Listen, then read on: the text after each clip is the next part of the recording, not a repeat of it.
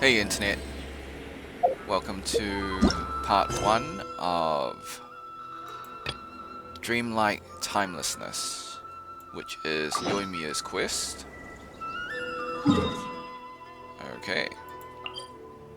So yeah, I did a little bit of exploring, unlocked most of them. Some of these tougher puzzles I still haven't figured out how to do it yet. But that's I guess another video. Maybe a video? I don't know.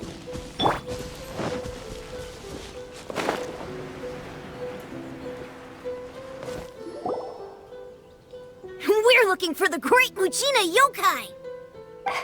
Do you know where it lives? Great Mujina Yokai? What's that? Huh? You've never heard of it? It's a sneaky monster that goes around playing tricks on people. It's got magic powers and can even shapeshift into anything it wants. One time, the Great Mujina Yokai stole some rice from our house. And this other time, it pushed my dad into the river.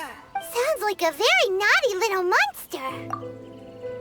'Cause we finally found out how to chase it away. My dad said that the Great Mujina Yokai likes to play tricks on people who stay out all the time and don't come home when they're supposed to. So all we need to do is chase it away. Then we can come out and play whenever we want. This monster sounds scary, though. Aren't you guys afraid? Surely your parents must be worried about you. Oh, not really.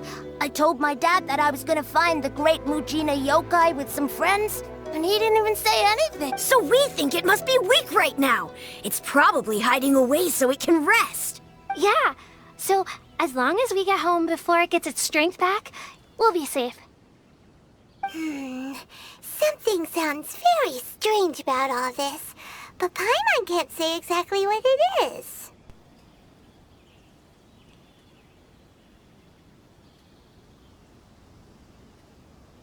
Yeah, Paimon feels like the Great Mujina Yokai is one of those storybook monsters that doesn't exist in the real world.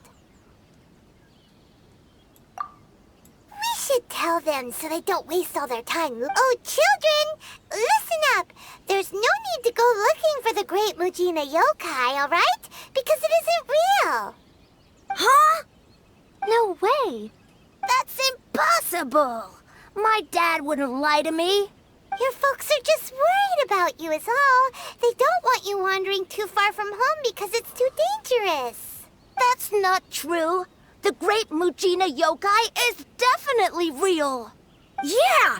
Yoimiya's even making some weapons for us. And then she's gonna show us how to blow it up! Okay. I was wondering when Yoimiya was going to show up. Alright, so this makes sense now. Yoimyia, huh? Wait, as in fireworks prison break, Yoimyia? We told her all about the Great Mujina Yokai. She said we shouldn't be scared of it. We should learn how to chase it away instead. We've been waiting for ages now. And finally, Yoimiya said that today's the day! Yoimyia plays with us and tells us stories all the time. She wouldn't tell a lie. But...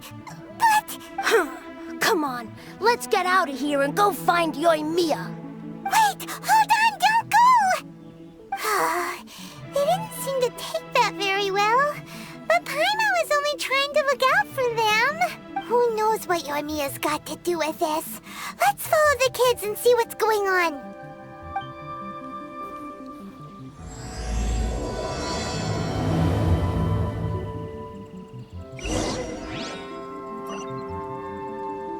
Do I have a teleport there? Nope. Can't teleport to Wayfarer either. Guess we have to run. Oh, that's not F9. A little further in the map. Cheer up, guys. Don't be so down. She was only joking back there. How could the Great Mujina Yokai not exist, huh? But we've never seen it for ourselves. That's because the Great Mujina Yokai is extra powerful.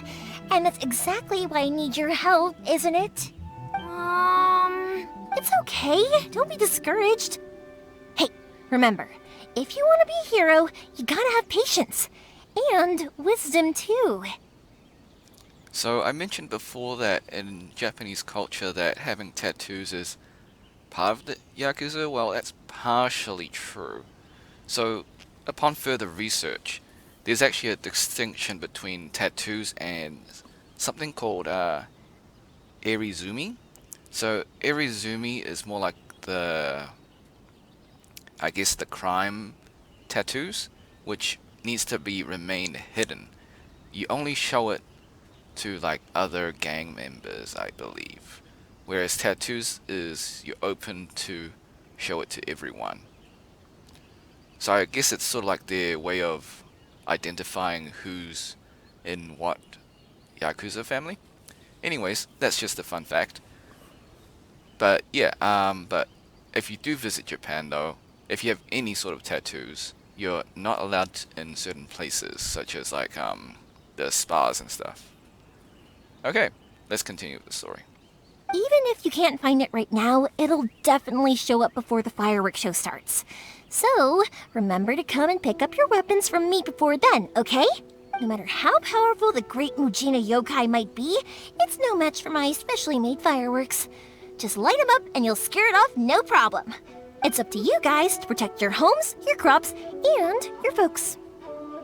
Got it. Thanks, Miss Yoimiya. We'll try and be more patient. Oh yeah, hold up a sec. I have a few slips of paper for you guys, one each. Remember to give it to your parents and tell them to keep it safe. Interesting.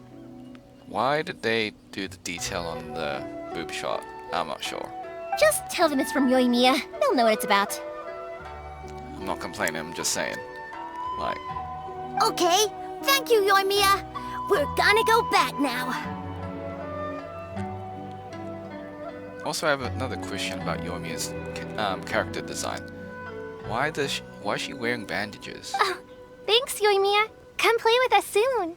Again, not complaining, I just want to understand why, you know. Sure thing, will do. Take care on the way back, and I'll see you later.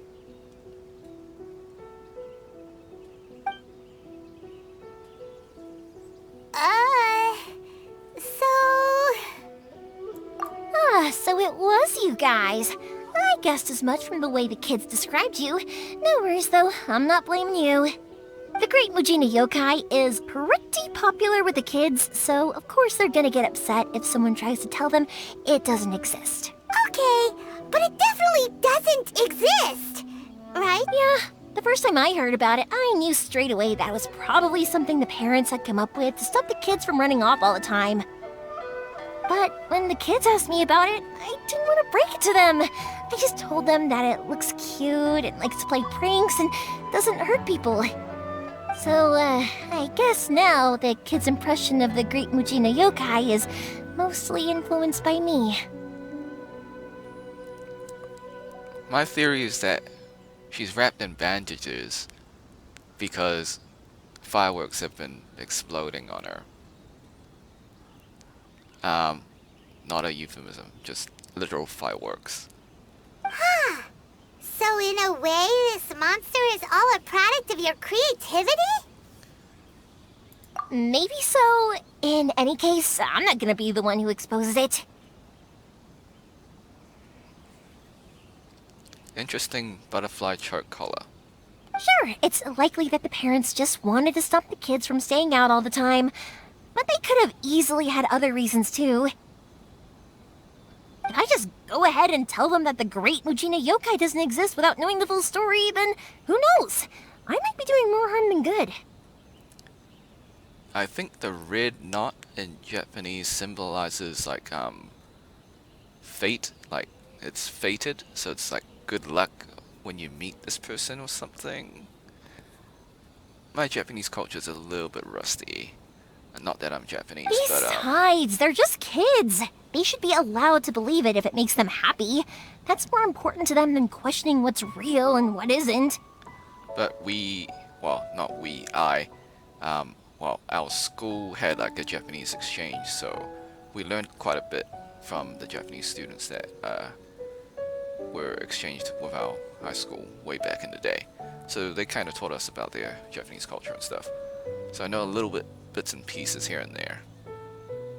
Heck, I entertain my fair share of fantasies too. The fire diamond that spins around and shoots out lights that are all the colors of the rainbow. Ooh, the mist spirits that live far off in the mountains and guide you to fairyland if you can find them. I know that they don't really exist, but I still enjoy believing in them. If someone came up to me and started telling me to stop being so stupid, they don't exist, nah. I'd give them the evil eyes and tell them to get the heck out of my face because it's just so annoying. Right? So what if it's made up? It's also really awesome and kind of magical. So it's not up to anyone else to tell me what's what. The things we believed and the experiences we had when we were young turn into our priceless treasures as we grow up. When you were kids, surely you guys believed in things like heroes who slew dragons and sacred swords that cut through darkness. It's the same thing. Well, the MC did just beat a dragon, so, you know. If we tear apart these kids' fairy tales now, what else do we have to tell them? That Inazuma's locked down, all the grim tales of the Vision Hunt decree? I think it's a bit too early for all of that. Yeah! Oh, way too early, for sure.